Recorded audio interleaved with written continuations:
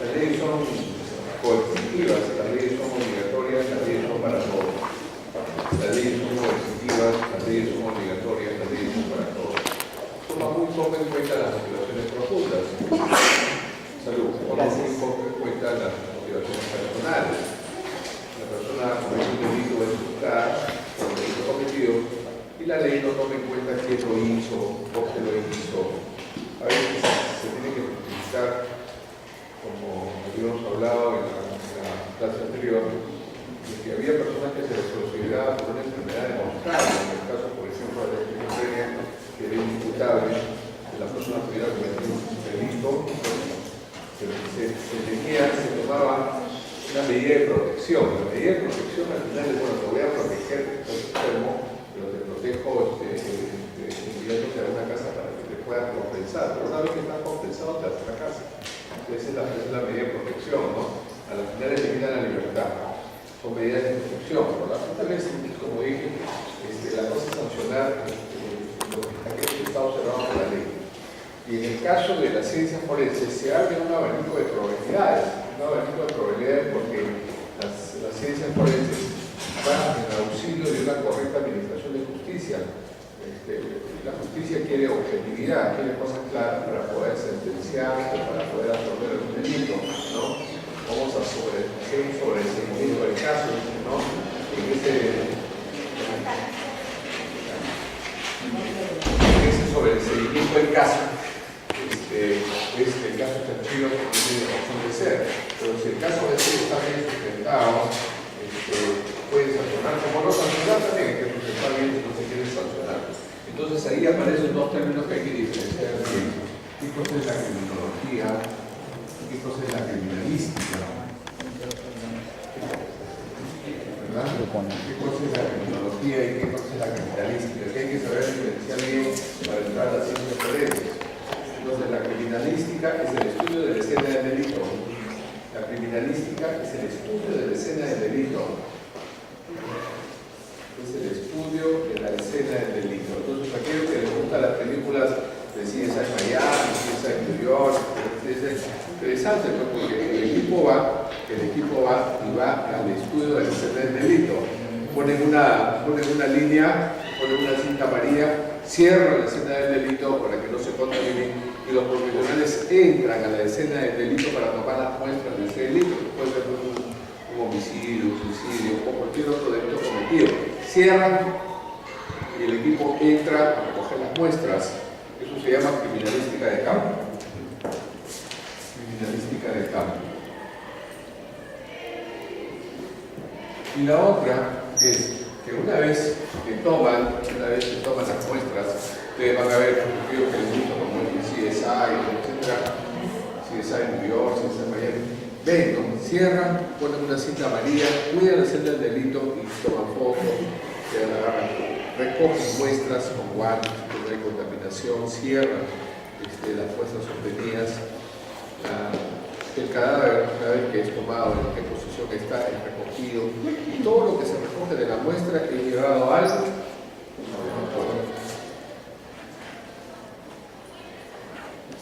En el laboratorio procesan las muestras y los arrojan, ¿no?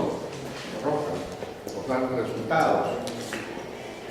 Y en ese resultado vamos a llegar a tener un objetivo, vamos a analizar y señalar quién cometió ese delito que está en estudio. Entonces, ¿qué hacemos ahí? Agarramos las fotos, agarramos los resultados de las muestras, empezamos a concluir, ¿no? El tomado de huellas, qué sé yo, si te dan las muestras de sangre, de orina, las balas, ¿no? La balística forense, o sea, la medicina legal es un abanico de estudios, ¿no? Ustedes que están llevando medicina legal, agarran, ¿no? Balística forense, agarran química forense, lesionología forense, traumatología forense, ¿verdad? Conocimiento de las armas de fuego, etc., ¿no? Una gama de estudios. Entonces, ¿en qué consisten estas ciencias forenses en el estudio de la escena del crimen? Entonces, ya sabemos que tenemos que diferenciar la criminalística de campo, criminalística en el laboratorio, la criminalística de campo se circunscribe la escena del delito y los profesionales entran a estudiar el delito. En K se toman las muestras y se llevan al laboratorio para su procesamiento. Esa es la criminalística. En realidad, cuando nosotros vemos pues CSI, New York, Miami y otro más, lo que estamos viendo es criminalística. Estamos viendo criminalística. Sin embargo, hay una película que es Criminal Minds. En la película de Criminal Minds es otra cosa. Ese grupo va en busca del perfil de la persona que comete el delito. Es otra cosa, ¿no? En Criminal Minds, más bien, hace criminología, porque ve el perfil de la conducta delictiva. Esto es interesante, ¿no? El perfil de la conducta delictiva. Y en ese perfil de la conducta delictiva aparece Lombroso. Lombroso estudiaba el delincuente nato, ¿no? En esas épocas, Lombroso decía, pues existe un delincuente nato, pero él agarraba y estudiaba el delincuente nato en base a su etoscopía, ¿no? O sea, las personas que eran muy toscas, muy feas, ese es delincuente, ¿no? O sea, en muchos casos son los varones, los Lombroso los hubiera catalogado delincuentes por falta de pepa. ¿No? Le faltaba pepa, Lombroso le decía que usted es delincuente. ¿No? Y así, entonces Lombroso, claro, Lombroso decía, ¿no?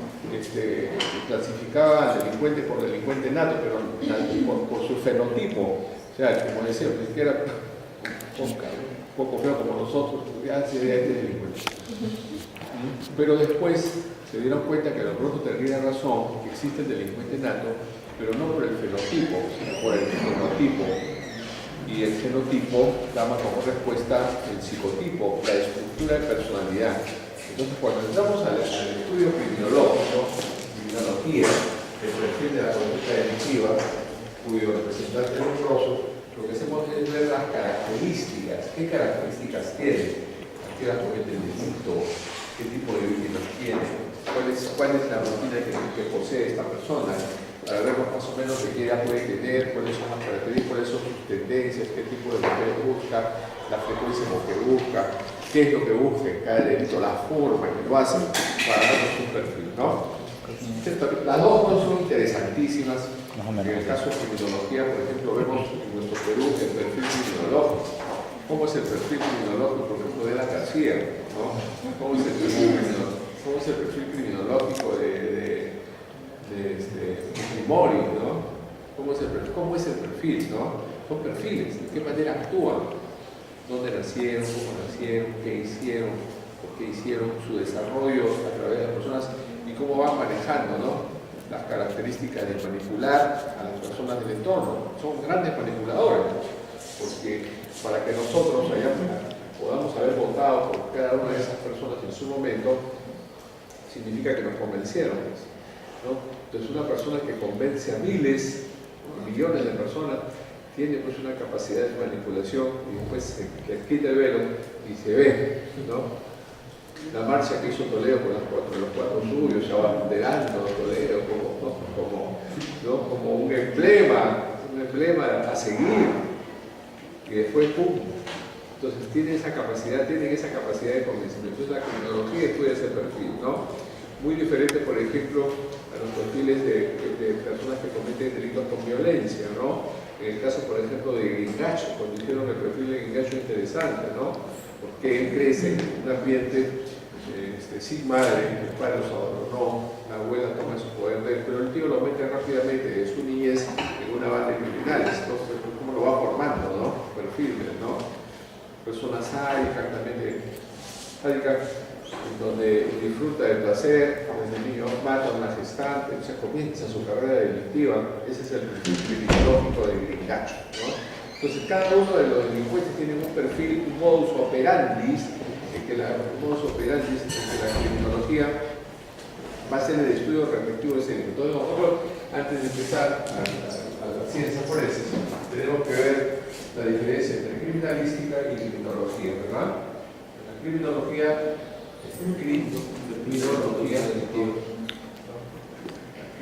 criminología entonces estudia el perfil de la persona que comete el delito en base a ciertas características de personalidad, ciertos hábitos, ciertas costumbres, ciertos modus operandi que me va a permitir llegar a quién es esa persona que lo cometió.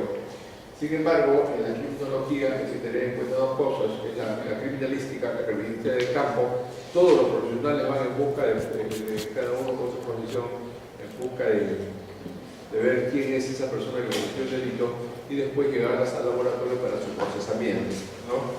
Y poderlo identificar. Entonces ambas ciencias se complementan, ¿no? La criminología, y esas dos ciencias que se complementan vienen a ser las ciencias forenses, ¿no? Ciencias forenses. Las ciencias forenses pues tienen sus divisiones. Cada división va a permitir a nosotros tener una idea de qué es lo que sucede, ¿no?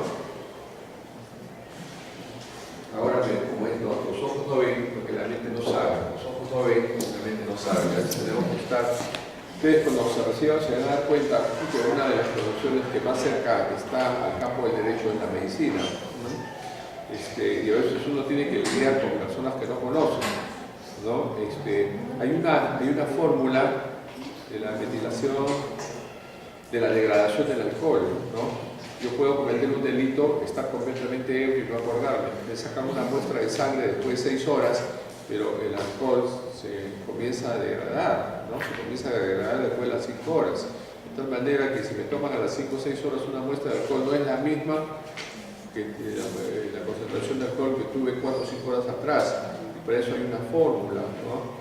Una fórmula que me va a permitir cuánto de alcohol tenía en el momento que se cometió el delito. Entonces, ¿y eso para qué me sirve? Porque la concentración de alcohol me va a permitir salud, me va a permitir a mí saber cómo estuvo mi aparato neurológico en el momento de cometerlo. Si estaba con más de 1, pues más de 1.5, que es elevado, si es 2, si es elevado, no voy a poder tener pues una coordinación motora, voy a estar irritable, voy a estar incongruente, voy a estar con compromiso de conciencia, entorpecimientos de conciencia, ¿no? Puedo llegar incluso, y puede llegar muy lejos, puede llegar al coma, ¿no? Más de 3 miligramos por ciento puede llegar al coma. Entonces esta fórmula me permite a mí saber en qué momento, en el momento que se cometió el delito, cuánto de concentración de alcohol tuvo la víctima, ¿no? Y lo curioso es que la fiscal, ahorita me acabo de venir de esto, del centro penitenciario de Pixi, y justamente la fiscal me pregunta a mí, ¿y usted está autorizado para hacer eso? ¿Por qué? Le digo, ¿no? Y eso no lo hace el químico. ¿Por qué lo hace el químico? Pero usted es psiquiatra, sí, pues soy médico cirujano. Los ojos no ven porque la mente no sabe. Un momento, doctora, yo primero soy médico cirujano, después de médico cirujano, soy psiquiatra. Después, no saben. Entonces nosotros tenemos que encontrarnos con personas que no saben. Y eso nos va a pasar a través de la vida, ¿no? Nos va a pasar a través de la vida, ¿no? Muy bien, entonces la biología forense. La biología forense, biología vida, es la base de la medicina legal, ¿verdad? Es la base de la medicina legal. La biología forense descansa mucha responsabilidad. Entendieron la biología como la ciencia de la vida, la ciencia de la vida, ¿no? Y nosotros tenemos que referirnos a esta ciencia de la vida como un elemento básico de la medicina legal. Esto incluye todas las formas de distribución, conjunto de distribución de plantas, animales, incluido obviamente la especie humana. Y ahí es donde nosotros tomamos mano de esta biología. Diremos que es la aplicación de este conocimiento científico a cualquier contexto legal. Así es. Entonces, ¿qué es lo que nosotros vemos en las películas, en la televisión, si nos gusta? Vemos eso, ¿no? Con hombres que trabajan en el laboratorio, que toman muestras. Son biólogos, químicos, farmacéuticos, ¿no? Pero tiene una variedad. ¿Cuál es la variedad? Pues vamos a ver cuál es la variedad, ¿no? Aquí está la variedad. Muy bien. Entonces, cuando entramos al campo de la ciencia forense, tenemos que agarrarnos en la biología y empezamos, ¿no? Empezamos con la biología forense, campo de la patología, laboratorio clínico. Entonces uno tiene que ser experto, pues, porque casi siempre cuando hay una condición de delito hay sangrado, ¿no? Pero el sangrado puede ser, pues, de repente de sangre, ¿no? Hay elementos que pueden confundirse con la sangre. Lo primero que hace un delincuente en el momento de cometer un delito es borrar la mancha de sangre. Pero al final no va a salir la sangre, ¿no? ¿Verdad? El luminol, el famoso luminol, nos va a permitir, así la persona lave como lave, nos va a permitir que pueda salir ese elemento que es una evidencia para el estudio del crimen. La sangre, como vamos a ver más adelante, comienza a variar de acuerdo a las horas, ¿no? No siempre es la misma coloración, pero siempre va a salir, ¿no? También estudiamos lo que es la panerología forense. La panerología forense es piel y uñas. Siempre que existe una conducta delictiva, hay un intercambio entre la víctima y el victimario. Siempre hay un forcejeo, un cambio, ¿no? Donde personas, el estudio de la piel, el estudio de las maderas, las uñas, ¿no? Etcétera, me va a permitir saber si es que ha habido ese cambio, ¿no? La víctima selecciona al victimario y viceversa, selecciona en un momento comercial y dejan evidencias a través del estudio panerológico. Tenemos también el estudio de ADN, que hablamos, ¿no? El futuro, como dije en la clase anterior, el futuro va a ser el estudio genético, ¿no? En la genética ya no hay duda. Pues. Mucho tiempo atrás se usaba la hematología con fines de reconocimiento de la paternidad. Creo que al que no era le echaban la culpa y etcétera, las señales tenían que pagar el inocente. Pero después que apareció el estudio del ADN, se disparó, ¿no? Y ahora cualquier elemento se puede estudiar en base a quién es el responsable de la comisión de delito que estudia la base de ADN. Sin embargo, un poco defraudado, pues, porque abren el estudio de ADN, el laboratorio de ADN en el Instituto de Medicina Legal, pero solamente lo usan para reconocimiento de paternidad, cuando realmente el estudio de ADN puede servir para cualquier tipo de estudio, incluso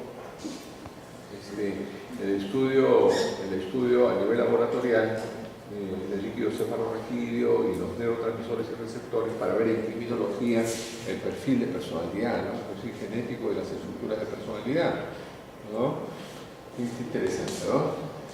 El aspecto ecológico, la ecología también, ¿no? Sobre todo cuando hay delitos cometidos afuera, ¿no? En el contexto ecológico, en donde es muy difícil circunscribir la escena del delito, ¿no? Hay un delito, hay un crimen en una zona verde, en una zona del bosque, etc. ¿Cuál es el área? Ahí el área de una playa, es bien difícil circunscribir la escena del delito en un lugar abierto, que es muy diferente que se cometa un crimen, por ejemplo, en un lugar cerrado como es un carro, tiene una habitación, una casa, ¿no? Si acá en este salón matamos a alguien, ¿cuál sería qué área tendría que cerrarse?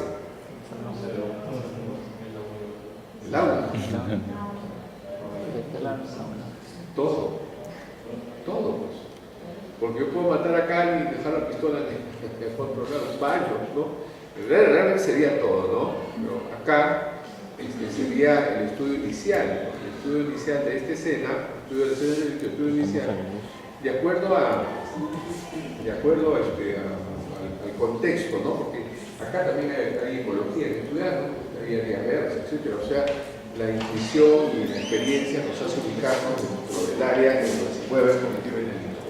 Bueno, el aspecto de microbiología, que hablar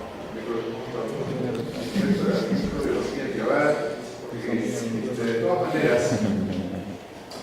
todas maneras, a lo largo del laboratorio, estamos hablando de biología pequeña, ¿no? De biología microscópica, ¿no? La microbiología es esencial, ¿no? Vemos a través del microscopio lo que el ojo humano no puede ver en la toma de muestras, ¿verdad? La entomología forense es interesante porque acá se hacen expertos en el conocimiento de insectos, ¿no? Los cadáveres mueren y cada cierto tiempo hay unas 7 plagas, ¿no? 7 plagas con 7 diferentes tipos de insectos que me va a permitir a mí conocer y saber la data de muerte. ¿Cuánto tiempo tiene de muerte esta persona en base al conocimiento de los insectos? Entonces, la entomología forense me va a permitir a mí conocer la data de muerte, que es muy interesante en este tipo de estudios, ¿verdad? En realidad, entomólogos forenses hay muy pocos. Recuerdo que la policía acá de la DIVIC, la Policía Nacional, la carne que nada se parece a ser humana, se hace más de la carne de cerdo. Entonces compraron un cerdo, lo pusieron a la intemperie a ver la descomposición y ver los tipos de insectos que se podían crear para poder identificarlos y aplicar esto en los seres humanos. El cerdo tuvo 2 días y desapareció. Los insectos se lo comieron, se lo llevaron lo de la divinity, entonces no se lo llevaron. Entomología, Luego viene la espermatología forense, ni hablar, porque la espermatología forense en los delitos contra la libertad sexual, ¿no? En los delitos contra la libertad sexual, ni una más, dice, ¿no? En los delitos contra la libertad sexual, el hombre puede ser violado. Sí, ¿no? ¿Cómo? ¿Ah? ¿Qué cosa es violación? ¿Qué cosa es violación? ¿Cómo se define la violación? Sin su consentimiento.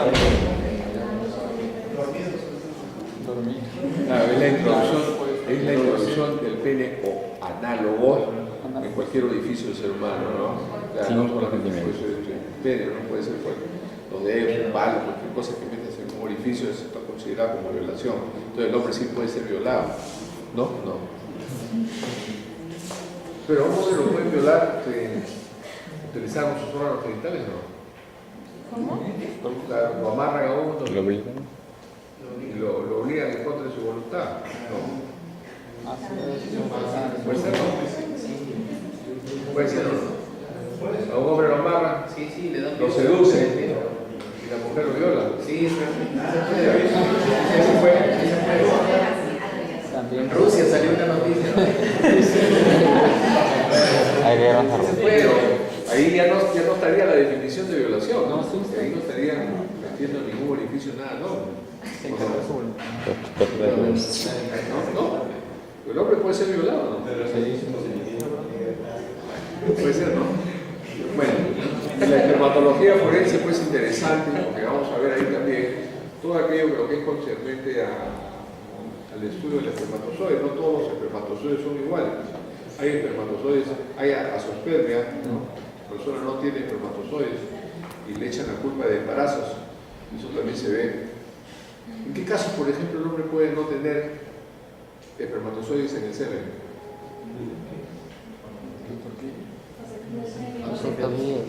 ¿En qué casos el hombre no tiene espermatozoides en el semen? Tiene Felter. Pues generalmente congénito, ¿no? Tienes ya, pero ¿en qué más? ¿En qué circunstancias más?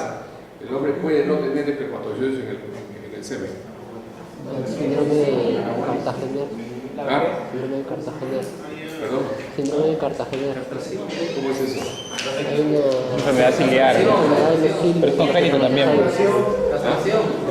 alteración en los cilios de los espermatozoides. Y que impiden, digamos, ¿En cabeza? no, ¿Cómo? claro, con la cabeza no se forman los espermatozoides. Claro. Pero no migran, digamos, en la... Claro, sí. porque el espermatozoide tiene un movimiento, pues tiene una velocidad. Y hay, por ejemplo, líquidos espermáticos, ¿no? Al estudio, el espermatozoide no tiene la motilidad. Hay otros que no tienen la forma. Y hay otros que vienen malformados, los espermatozoides, que tampoco llegan a fecundar, ¿verdad? Bueno, es deficiencia en la numeración, hay poco, hay falta de motilidad, falta de fortaleza para llegar al óvulo, fecundarlo, hay malformación, pero en ciertos casos más puede ver azoospermia.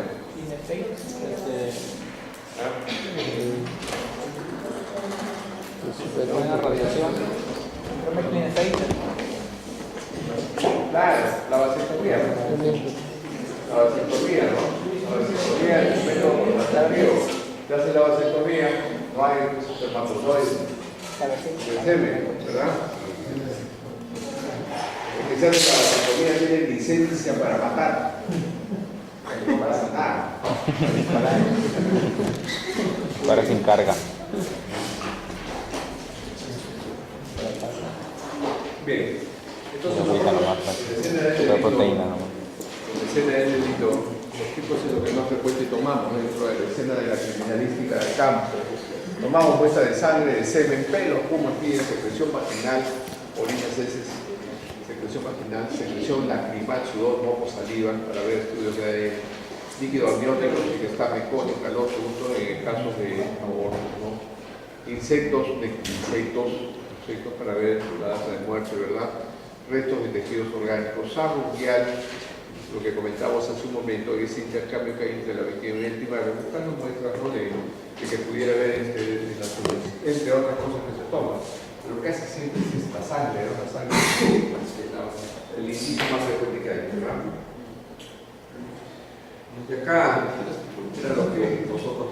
pensamos, ¿no? Bueno, pues se comete un delito y ¿cómo hago yo? El escenario que yo busco, ¿no? ¿Dónde es el escenario que yo busco? ¿No? Y está pues, el delito puede ser cometido en campo abierto, en el interior de inmuebles, como decíamos dentro de la universidad, en la vía pública, pues, o dentro de vehículos, ¿verdad? Y inspección de la escena del crimen tiene por objeto la búsqueda, la investigación, la protección y el recojo y embalaje de la evidencia de la naturaleza en el interior. Este embalaje y este recojo de la bolsa tiene algo interesante, ¿no? Lo interesante que hay ahí es la cadena de custodia, ¿no? La cadena de custodia es importante porque es un documento en donde lo firma la primera persona que recoge y cada persona que recoge la muestra tiene que firmar para saber, porque en el proceso de estudio pueden cambiarse las muestras, ¿no? Pueden alterar las muestras, de hecho la misma persona, ¿no? Entonces acá, en el estudio de la criminalística de campo, tenemos la cadena de custodia. La cadena de custodia. Esta cadena de custodia nos va a permitir a nosotros tener una certeza de lo que yo estoy recogiendo, a dónde va a llegar, quién la va a estudiar, quién la va a informar, que también debe firmar en la hoja de la cadena de custodia. La cadena de custodia es una certeza, una garantía para mí que lo que estoy recogiendo es exacto y está bien. Cadena de custodia, ¿verdad? El expediente fue por uso de descubrir la identidad criminal y las circunstancias que ocurrieron este acto delictuoso, ¿verdad? Cadena de custodia. Bien.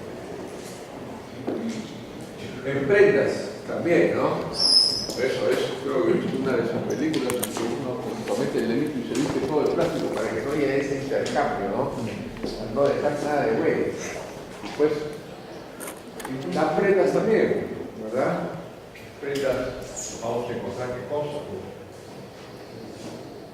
Un buen mancha de sangre, ¿no? Resto de esperma, pelos, ¿no? Lo mismo que las armas, ¿no? Las armas que pueden ser uso constantes, armas de fuego, ¿verdad? Pistolas, revólveres, no las huellas. Y también, como van a llevar ustedes en medicina legal, balística forense, van a ver ustedes los tipos de heridas, a cañón tocante, el halo que deja la pólvora cómo se parte en la mano de la persona que lo utiliza y difícilmente se puede limpiar, ¿no? Que son las muestras de piel, ¿no? Piel y maneras, ¿no? En armas, porque ¿cuál es la diferencia entre pistola y revólver? El revólver tiene tambor. Muy bien. El revólver tiene un tambor de 6, en cambio la pistola tiene una cartulina, ¿no? Tiene un partido percutor, se queda el cartucho salta, en el caso del otro hay que sacar los cartuchos, y la bala, que es la punta de la bala, sale y ¡pum! Comete su objetivo, ¿no? Entonces hay heridas de entrada, heridas de salida, y a veces ni siquiera se encuentra la bala porque es que hay adentro, ¿no? El cirujano entra para buscar la bala, no encuentra la bala, tiene que tomar una radiografía para ver dónde está la bala, empezar a buscar, la bala se pierde, ¿no? Porque a veces pierde fuerza y se va escondiendo, ¿no? Se va escondiendo, ¿no? Prendas de vestir u otras muestras incriminadas en la escena del delito, ¿verdad? ¿Cuál es la función del biólogo, no? En las finales, ustedes se deciden hacer la especialidad de medicina legal, ustedes tienen que supervisar, ¿no? Conocer, para supervisar hay que conocer, ¿no? No conocemos, nos sacan la vuelta, ¿no? Nosotros lo que buscamos es ser lo más objetivos posibles, ¿no? Ser lo más objetivos posibles. ¿Por qué? ¿No? Porque todo lo que se puede medir, se puede controlar. Lo que yo mido lo controlo, lo que yo controlo lo mejoro, y lo que mejoro lo conduzco. O sea, para poder controlar, mejorar y conducir, primero tengo que medir. La medida, ¿no? La objetividad en todo. Oye, eso pues no pasa, lo estás midiendo, te estoy midiendo, para poder mejorar la situación, para poder controlar. Examinar toda evidencia de naturaleza o es lo que es abandonado en la escena del crimen, es la función. Entonces tenemos que tener intuición vista, ¿no? Vista, saber qué busco. A veces buscamos, sabemos qué busco, no lo vemos. Y a veces hay cosas que están ante nuestros ojos que no lo vemos, ¿no? Identificar lo mejor posible la sustancia biológica de qué se trata, así, ¿no? compararlo con otras sustancias biológicas semejantes y muestras relacionadas con la víctima o el sospechoso, a fin de determinar quién puede ser el productor de dicha evidencia biológica, ¿no? Tener una gama de probabilidades para poder comparar y tener una certeza de lo que estoy hallando, ¿verdad? Formular una hipótesis acerca de las circunstancias que originaron su procedencia con fines reconstructivos. Este es el arte, ¿no? El arte, como yo, en base a los datos que tengo, configuro. En la parte de derecho se llama teoría del caso. La teoría del caso para la parte del derecho de los abogados es con lo que es para nosotros la historia clínica. Por eso dicen que una buena historia clínica nos lleva a un buen diagnóstico. Una buena teoría del caso me va a llevar a la persona que cometió el delito. La teoría del caso es el equivalente a la historia clínica. Una buena teoría del caso es una buena historia clínica que me va a llevar a mí a tener al responsable de un acto delictivo, ¿verdad? Formular una hipótesis acerca de las circunstancias que originaron su procedencia con fines reconstructivos, ¿verdad? Con fines reconstructivos, porque después mientras a ver si es cierto lo que digo, vamos a repetirlo, a ver si es cierto, por eso existe la reconstrucción del delito, ¿verdad? Fines reconstructivos. Bien. Y acá tenemos pues esta sangre, ¿no? Sangre, un elemento de materia, ¿no? Se puede poner acetil rojo, ketchup, con fines de variar las evidencias, ¿no? Hematología forense, el estudio de la morfología, serología y bioquímica es la sangre aplicada a la criminalística. ¿Cuál es el valor criminalístico? Es una de las evidencias más frecuentes e importantes para la investigación criminal después de las huellas dactilares. Si tienen la sangre, las huellas dactilares ya tienen a la persona que comete el delito, ¿verdad? Pero a veces, pues, el delito cometido es astuto, ¿no? Se borran todas las evidencias que normalmente tienen que ser hallados. Ese es el objetivo de la persona que comete el delito. Contra yo más mareo a las personas es mejor. Es más, dentro del perfil criminológico puede haber una persona tan inteligente que puede burlarse de las personas que van en busca de una evidencia, ¿no? Cambian las cosas, dejan unas cosas por otras, que de repente puedan culpar a un tercero, ¿verdad? Tercero como es. Y acá están los tipos de manchas sanguíneas. Bueno, esto de las manchas sanguíneas tiene particularidad, ¿no? Porque la gota tiene una forma y de acuerdo a la distancia que se cae va a guardar su forma o se va a romper el borde, ¿no? Eso me permite a mí saber si la persona a la cual yo maté estuvo parada, estuvo sentada, estuvo echada, de acuerdo al tipo de sangrado que yo pueda encontrar, ¿verdad? Está el sangrado de contacto, el sangrado de proyección. El sangrado de proyección es interesante porque me va a permitir a mí saber si yo he utilizado armas punzocortantes, ¿no? Yo corto a una persona, le corto una arteria, ¿no? La vena grande, entonces la sangre va a salpicar, ¿no? Que es muy diferente si la persona estuvo parada, va a salpicar. Si va a gotear, me va a dejar una huella y yo voy a saber si estuvo parado o echado, ¿no? O, en todo caso, el escurrimiento, ¿no? Cuando si la herida es muy grande, ya no va a proyectar, sino va a escurrir la sangre, ¿no? Un charco de sangre, ¿no? Un charco de sangre. Y finalmente vamos a saber si ha habido limpiamiento o no. Como dice el autor, la sangre es el elemento número uno que está en estudio, que se somete a estudio en el campo del delito de la criminalística. Bueno, acá hay una muestra de proyección que les decía, bueno, yo uso un arma muy importante, y corto una arteria, la arteria late, ¡pum!, dispara. Entonces, el momento de disparar me va a dar las lesiones de salpicadura. También me puede dar goteo, por supuesto, estoy parado, ¿no? Me va a dar goteo y va a tener unas características diferentes al charco que vamos a ver más adelante, ¿verdad? Y ahí, digamos, hay muestras de goteo y muestras de salpicadura, ¿verdad? Que ya me hago la idea yo, haciendo mi teoría del caso, en este caso para nosotros, historia clínica, que usaron acá, ¿no? Que usaron un arma punzocortante, ¿verdad? Acá está, ¿no? Acá está el goteo, ¿no? Más o menos una distancia aproximada, ¿no? Del goteo, ¿verdad?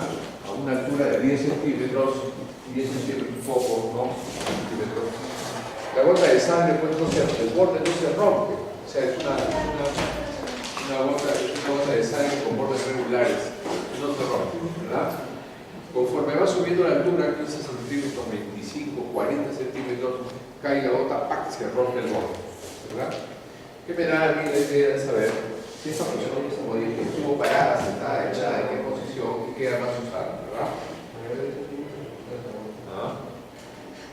¿No? Bien. Y acá está el charco, pues. Bueno, acá se supone que para que exista el charco tiene que haber una herida muy grande, la persona tiene que estar en otro tipo de posición y hay un desparrame, ¿no? Un reguero de sangre, ¿no? Que me va a permitir saber a mí intuitivamente el tipo de herida que puede haber hecho con el reguero de sangre, ¿no? Por contacto también igual, ¿no? Contacto, generalmente el contacto se utiliza pues cuando hay contacto, ¿no? Puede ser un victimario que no es victimario, un pseudo victimario, se acerca, ¿no? Se limpia las manos, etc. Hay un contacto, pero que de repente no hay evidencia, no es una certeza que la persona haya cometido ese delito, ¿no? Simplemente hay un contacto, ¿no? Pero la persona que lo comete también, ¿no? Un contacto. Entonces, este policía tenía otro caso ayer, recuerdo que es un policía que llega embriagado, ya tenían discusiones con la señora, pero él se queda dormido. La mamá lo despierta y encuentra a la esposa muerta por herida de bala, la pistola. Él no recuerda, pues hay amnesia de estuve conversando con él, buena persona, ¿no? No se veía manipulador, ni terriforme, ni delincuente, buena persona, ¿no? Se desespera, la lleva al hospital a la esposa, pero ya pues llega cadáver, ¿no? Pero ahí llega cadáver, ahí lo van a dar prisión preventiva, para estar metido, te lo meten. No todo ha sido, ¿no? Pero se ve pues, que no hay perfil. Criminológicamente no tiene un perfil psicopático como para pensar que ha sido. ¿Y qué pasó? Sí, pues tomó un trago de más. Justo lo que decía comienzo con el otro caso. O sea, el alcohol puede, ¿no? Y hay trastornos de conciencia por alcohol, ¿no? Ustedes se acordarán, como dije, en el alcoholismo ocurren varias cosas, ¿no? La persona puede tener amnesia de embriaguez, ¿no? Que yo dije, no sabe qué hace, ¿no? El ejemplo que di, ¿no? Se van al tono, meten el dedo a la torta, abren la refrigeradora, se tiran todas las cervezas, ¿no? Se agarran las fresas del arroz con pato, se tiran todas las fresas, ¿no? Por último se quiere chapar a la dueña de la casa, ¿no? Aparece el marido, le mete un golpe, lo bota, todo ya, se lo mete en un tazo, sabe cómo llega, incluso llega, abre y no sabe cómo llegó a la casa. Al día siguiente la promoción va a ver, lo que hoy estamos avergonzados contigo. Mira lo que has hecho, te querido chapar ahí a la dueña del santo, el arroz con pan que no has comido tú solo. ¿Estás hablando de mí? Hay amnesia de embriaguez, pues miren lo que hace el alcohol, ¿no? Hay amnesia de embriaguez, de entorpecimiento de las acciones, ¿no? Y puede haber el no recuerdo, ¿no? Las personas que tienen celotipia alcohólica también, ¿no? O sea, no tiran un trago de más. ¿Con quién estás? ¿Por qué miras? ¿Con quién te has ido? ¡Pah! Este golpe. La chica no ha hecho nada. Hay una celotipia alcohólica, ¿no? Después están los cuadros de embriaguez patológica, ¿no? Y tiran un trago de más, llegan a la casa, rompen el plasma, rompen el equipo, todo lo han comprado el día anterior, lo desarman todo, rompen todo. Los cuadros de embriaguez patológica, y sobre todo aquellos que cortan la mañana, ¿no? Que ya es un indicio de que están en mala nota, pues, porque tiran un trago, están tirando hasta las 5 o 6 de la mañana, comienza a darle la única forma que les calma es estar tirándose un corto a las 7 de la mañana y comienzan otra vez a tomar, ¿no? Hasta que les calman los muñecos. Bien, lo más importante, lo más importante son las impresiones sangrantes de los dedos, manos y pies. La persona se limpia, ¿no? Se limpia ahí. O de repente, pues, en el forcejeo también, ¿no? Se arrastra contra la pared y aparecen las manchas de sangre por contacto, ¿no? La víctima también puede ser, ¿no? Se agarra la silla, va caminando y se va agarrando la pared, ¿no? También puede ser, ¿no? Muy bien. El alcohol es traicionero, hay que tener cuidado. Bueno, y acá están, lógicamente la persona que comete el delito lo que va a querer es limpiar la huella del delito. Siempre que cometemos un delito queremos limpiar la huella del delito, ¿no? Estamos hablando por el celular, con alguien siempre puede borrar. No lo vayan a ver.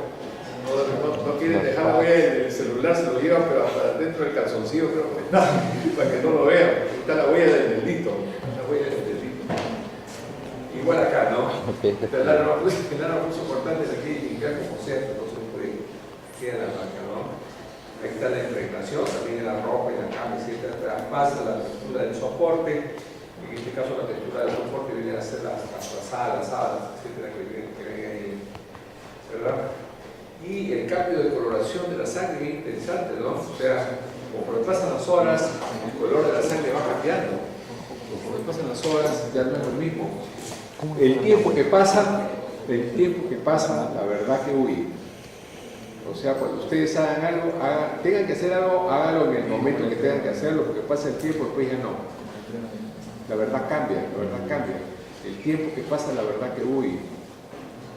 ¿Quieres arreglar algo conmigo? Arréglalo de una vez, porque si no lo arreglas después ya la acomodas, inventas excusas, de una vez se arreglan las cosas, ¿no? A las 2 horas vienen los colores, ¿no? A los 6 meses ya ni siquiera se sabe tierra sombra, ¿no? De 3 a 4 semanas todavía están los rojos sanguíneos, ¿verdad? A las 3 horas incluso pudiera confundir con una púrpura de granate, ¿no? Yo creo que no sé a qué le llamarán acacial a los 2 meses, creo que por los será una variación del rojo, nunca he visto. Pero sí a los 6 meses a una tierra sombra, pierde totalmente la composición sanguínea, o sea, el elemento básico, que ya no solamente un color terroso, ¿no? Color terroso, tierra sombra, ¿verdad? Acá está, ¿no? Tiene la diferencia, ¿no? Las 24 horas todavía. El tiempo que pasa, la verdad que huye. Cuando más busquemos en el momento preciso, la verdad es mejor. Más tiempo más pasa y más confunde, ¿no? Este es un lío para hacer. Y acá está pues, el famoso luminol, ¿no? La persona quiso limpiar, quiso limpiar la tinta, quiso limpiar todo, pero gracias al luminol, sustancias número 1 para identificación de sangre, que saben que se haya lavado, ¿no? Cuando apagan la luz, esos luminol sale inmediatamente el hecho de que puede haber un elemento sanguíneo ahí. La mano izquierda está la tina, con luz no se ve, está lavada, pero la mano derecha ni se ve. Apaga la luz y circulación. ¿Cuál es el problema de nuestro Perú? Porque nosotros no tenemos mucho luminol. Dicen los de la Divin que dicen que le llegan luminol en muestra, no más. Chiquito, es para que te ganes cómo funciona. A ver, pincho el dedo porque son una botita y mucha. Ahí está, ya ves que es el luminol. Para la escena del thriller no hay luminol. ¿Qué hacemos? Entonces, acá está el test de Adler, ¿verdad? El test de Adler es el que suple al luminol. El luminol es muy caro para nuestros periodistas, ¿no? Muy caro. Como es muy caro, está la bencidina, el agua destilada y el ácido acético, los 3 componentes del test de Adler. Y la mezcla va a ser de que esa mancha que nosotros presumimos que sea sangre tenga una reactividad tal que nos va a arrojar la presencia o no de sangre, ¿no? Entonces, en nuestro medio es posible que utilicemos más el test de Adler por condiciones económicas, ¿verdad? Acá está el test de Adler, se juntan las muestras entonces, y sobre la mancha vemos que va a tener la coloración respectiva si es de sangre, mucho más barato, ¿no? Y acá hay un test que yo sé que no lo utilizan acá, pero de todas maneras es de Kajl-Meyer. El test de Kajl-Meyer es una también sustancia que puede utilizar en las manchas que se presume sea sangre y donde nos da una coloración rosado brillante, ¿no? Pero el segundo, el de Adler, es un test donde nos va a ayudar mucho más a reconocer las manchas sanguíneas, ¿verdad? Y acá está, ¿no? Cuando ya pasa un tiempo, puede haber pruebas de concentración y certeza, que es la formación de cristales de clorhidrato de hematina. Entonces aparecen como unos hilos delgados, pequeños, cortos, que nos va a dar la idea de la presencia de la clorhidrato de hematina, que son microcristales, ¿no? Que dan la formación de células pequeños bastoncitos, ¿no? De hematina, ¿no? Bueno, nosotros ya conocemos esto, ¿verdad? Puede ser pues epístasis, puede ser una sangre de hematomesis, puede ser una sangre de otro tipo, ¿no? Menstrual, sangre de aborto, ¿no? La melena, que es el origen fecal, colon, etc., ¿no? De acuerdo al origen, tenemos que conocer también la definición respectiva, ¿no? ¿Qué cosa es una hematomesis? ¿Qué cosa es una melena, ¿no? Sangrado de vías respiratorias, hemoclisis, sangrado menstrual, ¿no? Y entramos pues a la dermatología, por eso, lo que decíamos hace un momento, ¿no? Nosotros vemos a través de la dermatología, por eso, la velocidad, la anatomía, la forma, ¿no? La anatomía del espermatozoide, ¿no? Ahí yo vi un espermatozoide que estaba con un cigarro y decía, esa es mi primera fotografía, porque vino a venir al mundo.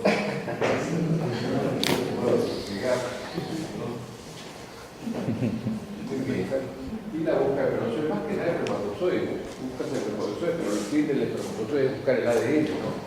¿De quién pertenece? ¿Verdad? Bien. Comprende exámenes para la identificación.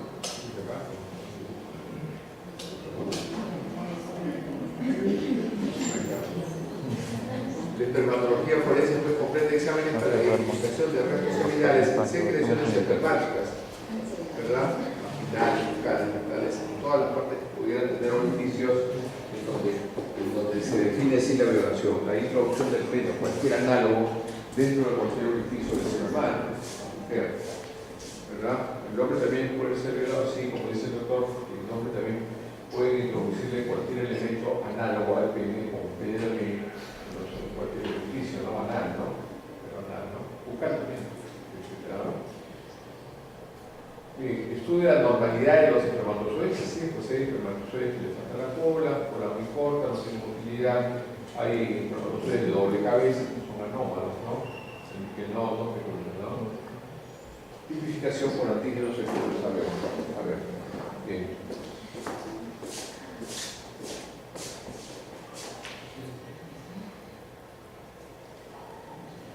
Acá están las manchas de semen en ropas interiores, que nos va a permitir también hacer el estudio correspondiente, ¿no?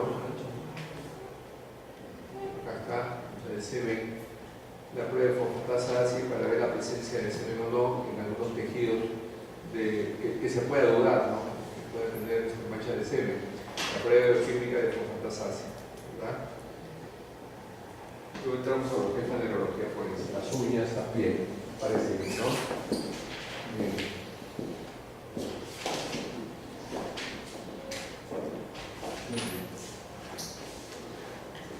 No se olviden la diferencia entre criminalística y criminología, que es básica para poder utilizar, ¿no? En criminalística, las maneras que tienen mayor incidencia en tener forense son los pelos, los cabellos y las uñas.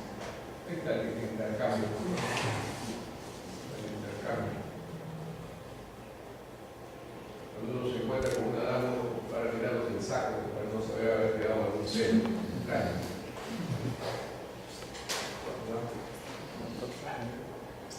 Y esto me sirve a mí para esclarecer los casos de lesiones. Si de violación, ¿no? Violaciones hay que buscar.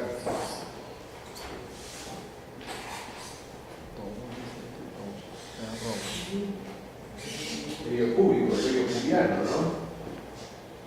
Que también consigo traer en la ¿verdad? Después los asaltos, especialistas también, ¿no? Acá también hay un delito en medicina legal que es la venta de animales por el que está prohibida su venta, ¿no? Con todos los convenios peruanos. Como este hombre, Michael Jackson, en Estados Unidos tuvo convenios peruanos, no se sabe, ¿no? Como llega hasta allá con aquellos peruanos que llegan a Zapaca, se sabe que la Zapaca está prohibida. Por eso es que el beneficio clandestino de animales también, ¿no? No sé, tipo, para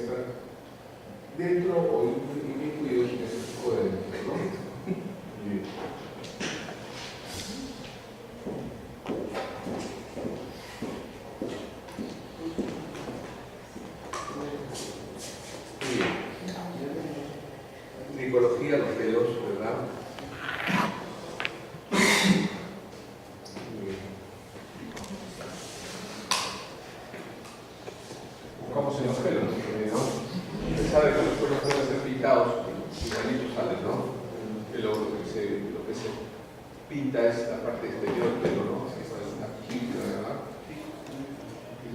La parte que cubre la raíz del pelo. Entonces, la raíz está la ADN, ¿no? Vale. Ecología forense, ¿verdad? Bien. De todas maneras, nos va a permitir a nosotros ver el hecho de sangre puede ser sangre que no es humana, me lleva a pensar que puede haber una matanza clandestina de animales que no está regularizado. Y el estudio de pelos, como dije, la metodología de los delitos contra la libertad sexual, que me puede llevar a mí saber en base a los pelos las personas que han cometido el delito o no. ¿Verdad? Bien. Y acá está la clase de examen que se dan, ¿no? Microscópico, macroscópico y determinación del sexo. Bueno, el pelo del varón casi siempre es más grueso que el de la dama, ¿no? Casi siempre es más grueso que el de la dama, ¿no? Longitud, textura es diferente, ¿no? Y que lo vemos a través del examen isótopo que es el microscopio.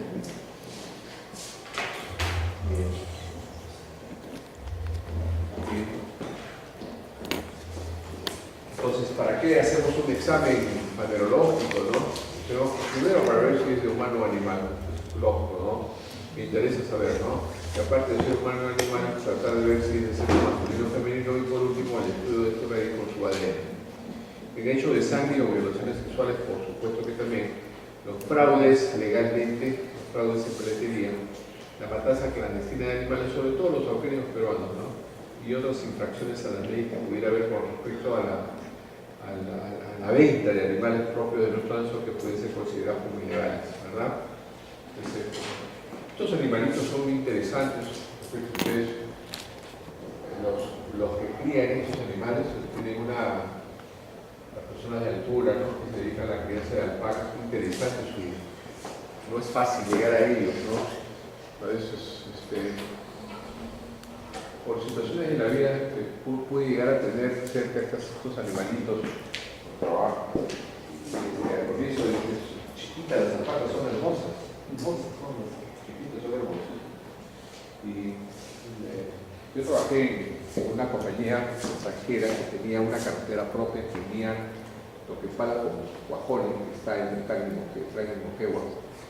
Entonces, en esos caminos que tenían la carretera propia, llevaba un taxi, y en la mitad del camino vi cómo eran los criaderos de alpacas, hermosos los animales, manadas de alpacas. Y yo vi un trauma y me bajé. Espérate acá, le dije al chofer, espérate un momento. Yo vine para acá, me bajé, pues sí, había ahí una señora, paisanos, ¿no? De nuestra gente. Y me bajé bien bacán. ¿Cuánto me venden las alpacas? Se pararon, ni siquiera me resolvieron. El chofer se bajó, doctor. Dijo, no, yo he preguntado cuánto me venden las alpacas. La idiosincrasia, ¿no? O sea, uy, no, acá como venimos cada semana por este camino, hay que dejarles pilas para sus rayos que no tienen electricidad, hay que dejarles un poquito de alcohol en la noche que tienen frío, toman sus ron, etc., ¿no? Hay que dejarles ropa, etc., ¿no? Ya después de 3 meses recién me hablaron, ¿no? Y no me vendieron al parque, no me vendieron,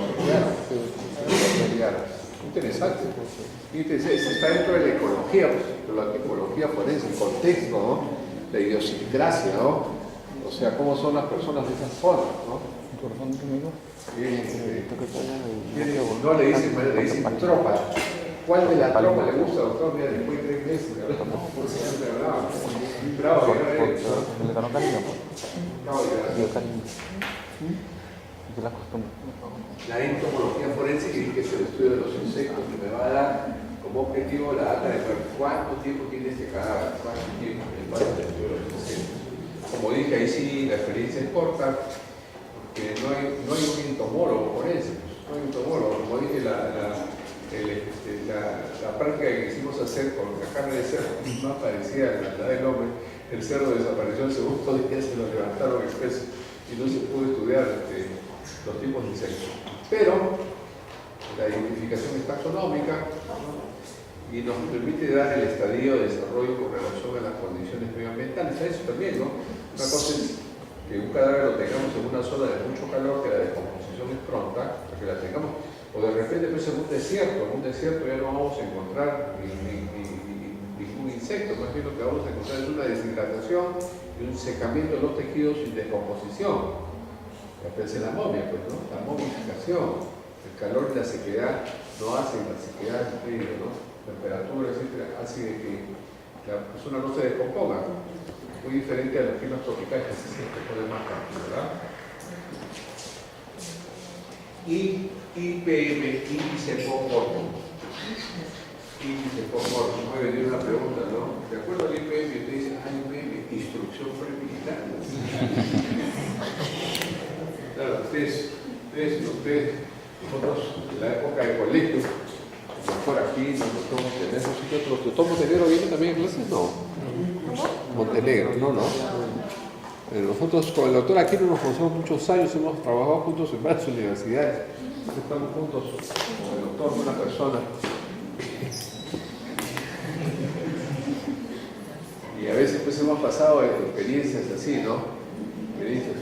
Y con respecto a esto, no tenemos ninguna, que yo sepa, no hay medicina legal ningún área que yo sepa, no es algo que esté incluido de entomología, ¿no?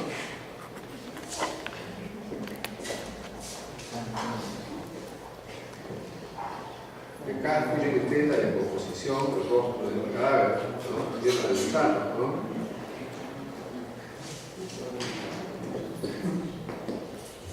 Personas calvosas, rápidamente se descomponen.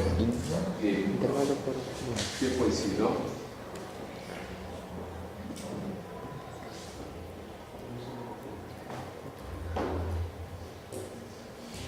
Bien, entonces el especialista pues, en insectos puede determinar no solamente el tipo de insecto, puede haber un insecto en diferentes etapas de desarrollo, ¿no? Diferentes etapas de desarrollo también puede dar el índice.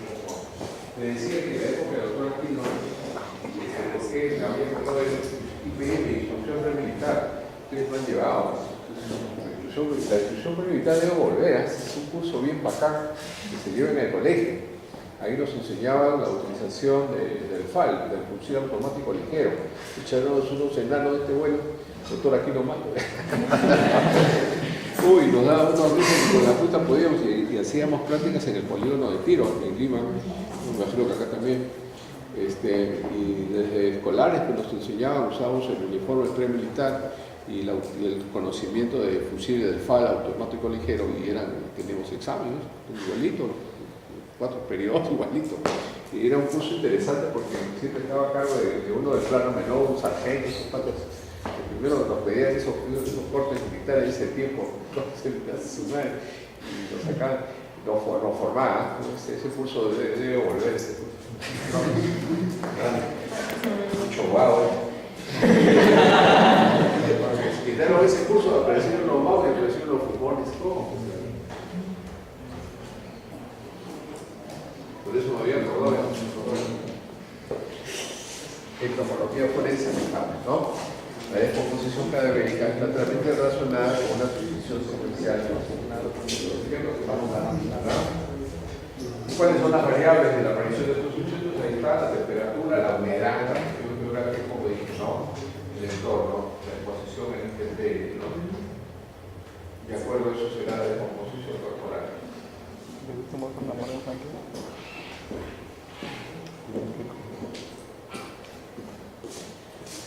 Como anécdota, nosotros empezamos pues con el doctor Aquino, cuando el Instituto de Medicina Legal había pura tierra.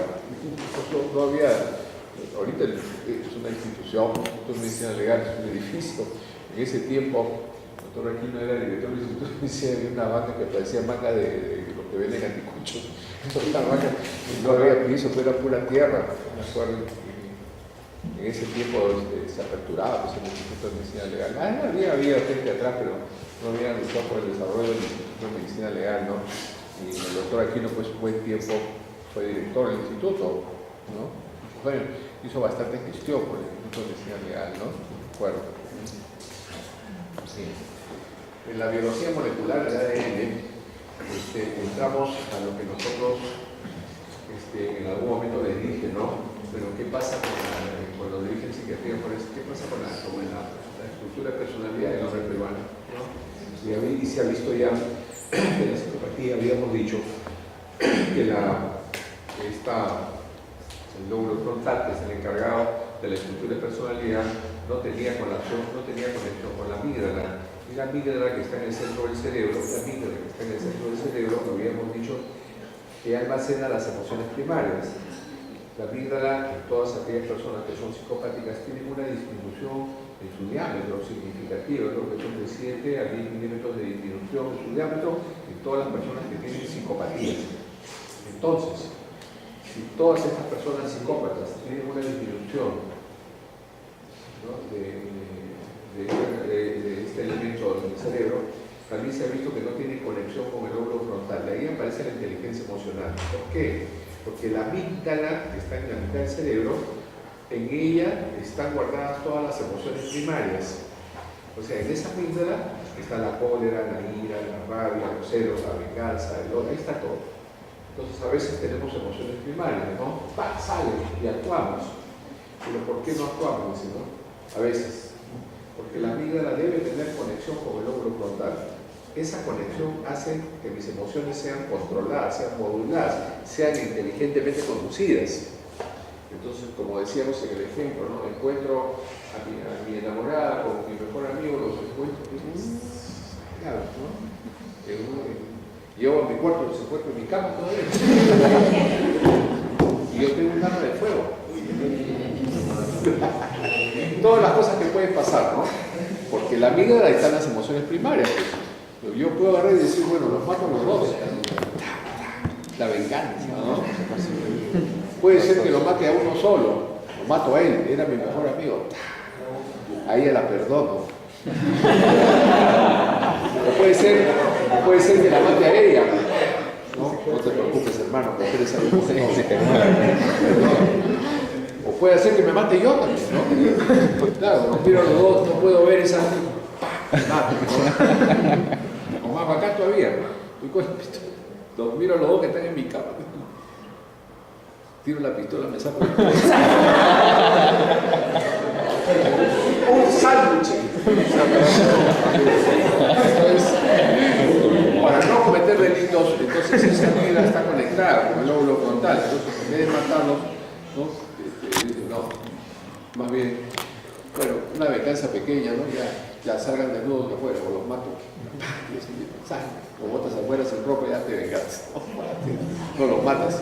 O de repente agarras y dices, bueno, te sirve para saber que estás usando tu lóbulo frontal, hiciste la conexión, ¿no? Estás que no quieres matar nada, pero dices, no. Lo mejor que ha podido hacer es ver esto, porque ya sé que esta mujer no vale la pena y este pata no es mi pata, por favor, retírese. ¿No? Lo cual es bien bravo, es bien bravo hacerlo. Ya, ahí usaste la conexión entre la amígdala y el lóbulo frontal. Entonces, ¿qué sucede? ¿Por qué es importante el ejemplo que doy? Porque desde el punto de vista psicopático, la conducta delincuencial ya se ha visto que la amígdala es más pequeña y no tiene conexión con el lóbulo frontal. Entonces, cuando yo veo todos los noticieros de la violencia, del robo, de la violación, del asalto, yo me hago la idea, ¿no? No se le hace un estudio a estos patas para ver cuál es el tamaño de la amígdala y definitivamente no tiene conexión con el lóbulo frontal. En cambio, los otros psicópatas que salen bien bacán, que son los presidentes, Toledo, Mala, todos esos patas, Alan García, ya, todos esos patas han visto que también, que son los, allá le llaman el Nuevo México, porque esto se ha hecho el estudio de Nuevo México, se hacen los como dicen, delincuentes de guante blanco, le llaman, ¿no? Los delincuentes de guante blanco, se ha visto que sí tienen la amígdala pequeña, pero sí tienen conexión con el lóbulo frontal. Es más, esta conexión con el lóbulo frontal está bien constituida al extremo que este tipo de personas psicopáticas pueden engañar a toda la gente, así como nos han engañado a nosotros por ellos, pues engañan, ¿no? Y cada uno de nosotros debe haber votado por alguien que está perseguido por la ley. Votaron por Fujimori, votaron por Toledo, votaron por Bucista, las finales, todos los hemos ensartado. Y esa es la característica de los psicópatas que tienen esa conexión. Tienen la amígdala más pequeña, pero si hay conexión con el lóbulo frontal y se encargan de engañar a todo el mundo y nosotros le queremos. Entonces acá aparte del ADN forense de la biología molecular que ve la estructura de personalidad, lo que mencionaba la vez pasada, que está dentro del campo de la biología, es que todo nuestro comportamiento humano, nuestras emociones y sentimientos, tienen una base neurobiológica, ¿verdad? Entonces todos nosotros tenemos una forma, estructura de personalidad, de ser y un comportamiento humano en base a los neurotransmisores y receptores que rigen nuestra personalidad y que están en el cerebro. Lo que pasa es que nosotros no hacemos ese estudio biomolecular de neurotransmisores y receptores, no lo hacemos, pero se supone que cada uno de nosotros tiene un perfil genético de una estructura biomolecular con determinada cantidad de neurotransmisores y receptores con anatomías desconfiguradas o de disminución de tamaño y de no conexión con relación a la estructura de personalidad. Entonces tenemos todo estudiado, tenemos todo configurado para su elemento de estudio. Lo único que de repente no tenemos los medios, ¿no? En casos forenses, a fin de comparar las muestras de sospechosos con evidencia contraria en la escena del crimen o recuperar en la víctima. Investigación de personas desaparecidas, investigación de paternidad. Claro, estamos hablando sobre la identificación de personas en base a la ADN, ¿verdad?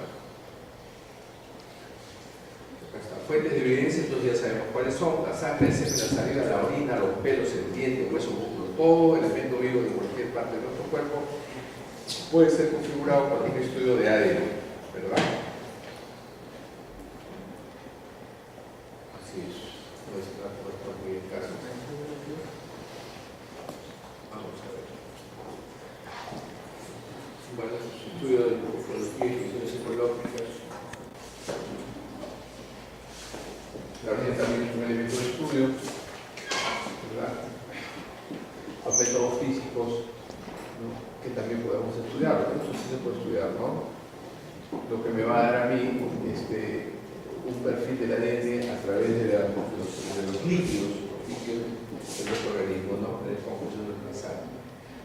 La saliva también ni hablar, es el elemento más estudiado con relación a los estudios de ADN, que pueden ser aprovechados para la identificación de paternidad. Pero aquí también es algo que se crea el laboratorio de ADN en el Instituto de Medicina Legal solamente para paternidad, es muy escaso, pues. El estudio de ADN debe ser para todo, pero acá se creó solamente como para estudios de paternidad. O sea, se desperdicia todo un laboratorio de ADN, no que la paternidad no sea importante, pero que si es importante, todo lo demás también es importante, ¿no? Solamente para estudios de paternidad, ¿no? Pero es la ADN. Y aparte tiene que tener plata, ¿no? La persona que va a denunciar a otra, porque en realidad generalmente es una persona de condición socioeconómica delicada, no tiene para pagar, ¿no? Se desperdició, creo que hasta se llama lograr pasar a Dios. El coronquía en la vaca también, ¿no? No sirve para el estudio respectivo, ¿no? Bien, para la sal también.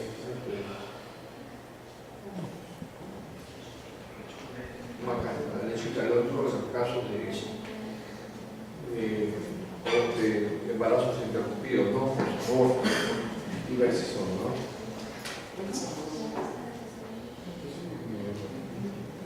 Bacterias fecales. Vamos a ver. El de colio también.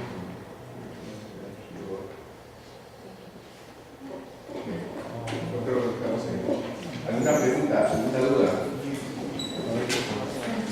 ¿Alguna pregunta? ¿Alguna duda? Por favor, la lista. ¿Qué